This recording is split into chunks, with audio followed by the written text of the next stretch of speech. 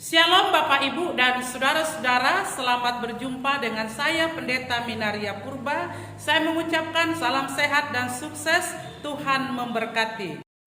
Bapak Ibu dan Saudara-saudara, selamat Advent, selamat Natal kepada Bapak Ibu dan Saudara-saudara. Pada masa Advent ini, di bulan 12 ini, juga umat Kristiani sudah merayakan Natal, berita kelahiran Tuhan kita Yesus Kristus.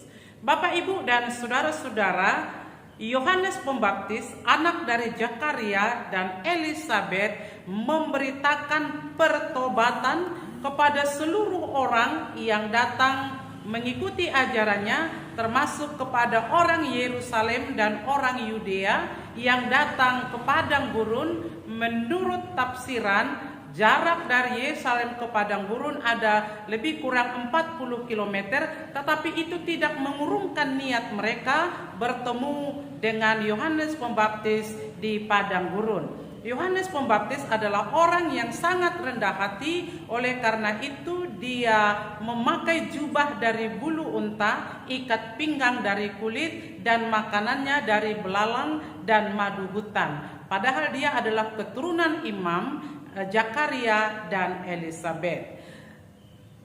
Yohanes Pembaptis juga adalah orang yang sangat rendah hati. Sekalipun Yohanes Pembaptis diagung-agungkan jemaat pada waktu itu, tetapi Yohanes Pembaptis mengatakan dia adalah yang mendahului Yesus, dan dia berkata membuka tali kasutnya pun dia tidak layak. Dia mengagungkan Allah dan dia merendahkan hatinya di hadapan sesama manusia. Dan ajaran Yohanes Pembaptis adalah ajaran pertobatan, supaya setiap orang yang bertobat memberikan dirinya dibaptis. Dibaptis itu artinya masuk ke dalam kerajaan Allah, tetapi baptisan Yohanes Pembaptis adalah baptisan pertobatan, sedangkan baptisan yang diberikan Yesus adalah baptisan Roh Kudus dan baptisan dari api, yang mensimbolkan adanya kehangatan, adanya pembakaran dan pemurnian, seperti emas yang harus dibakar untuk menjelaskan kemurniannya. Bapak, Ibu, dan saudara-saudara yang terkasih, kepada jemaat seluruhnya diingatkan supaya jarak tidak menjadi penghalang untuk datang bertemu dengan Yesus, dan setiap orang yang datang kepada Yesus hendaknya mengalami pertobatan, dan dia harus taat kepada Allah, dan dia harus merendahkan hatinya, yang ditinggikan hanya Allah.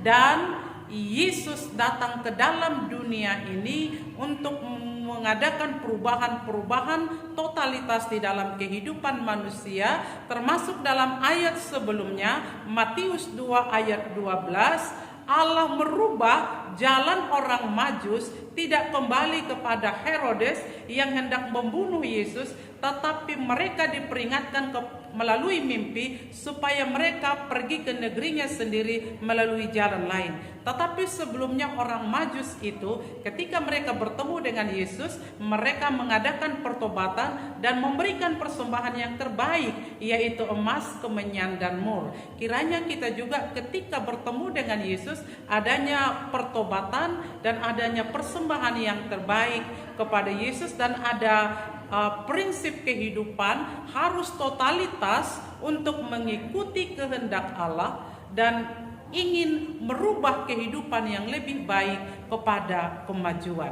Dalam hal ini kita akan dipimpin oleh firman Tuhan dari Matius 3 ayat 1 sampai 12 sebagai berikut. Namun sebelumnya mari kita berdoa. Bapa di surga, biarlah Roh Kudus mengurapi kami, memberikan hikmat dan kebijaksanaan, sehingga kami dapat memahami, merenungkan, dan melakukan firman Allah di dalam nama Tuhan Yesus Kristus. Amin.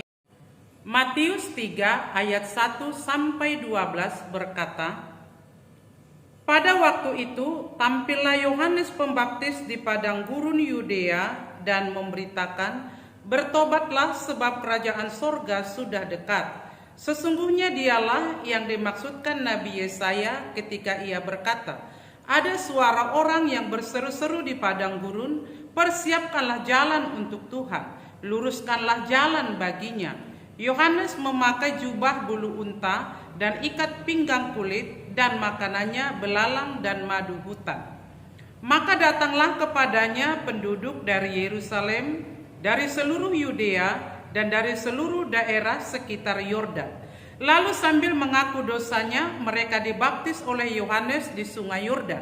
Tetapi waktu ia melihat banyak orang Farisi dan orang Saduki datang untuk dibaptis, berkatalah ia kepada mereka, "Hai kamu keturunan ular beludak, siapakah mengatakan kepada kamu bahwa kamu dapat melarikan diri dari murka yang akan datang? Jadi hasilkanlah buah yang sesuai dengan pertobatan. Dan janganlah mengira bahwa kamu dapat berkata dalam hatimu, Abraham adalah bapa kami. Karena aku berkata kepadamu, Allah dapat menjadikan anak-anak bagi Abraham dari batu-batu ini. Kapak sudah tersedia pada akar pohon, dan setiap pohon yang tidak menghasilkan buah yang baik pasti ditebang dan dibuang ke dalam api. Aku membaptis kamu dengan air sebagai tanda pertobatan, tetapi ia akan datang kemudian daripada aku lebih berkuasa daripadaku, dan aku tidak layak melepaskan kasutnya. Ia membaptis kamu dengan Roh Kudus dan dengan api. Alat penampi sudah dekat di tangannya, ia akan membersihkan tempat pengirikannya dan mengumpulkan gandumnya ke dalam lumbung, tetapi debu jerami itu akan dibakarnya dalam api yang tidak terpadamkan. Sampai demikian berbahagialah setiap orang yang mendengar dan melakukan firman Tuhan. Amin.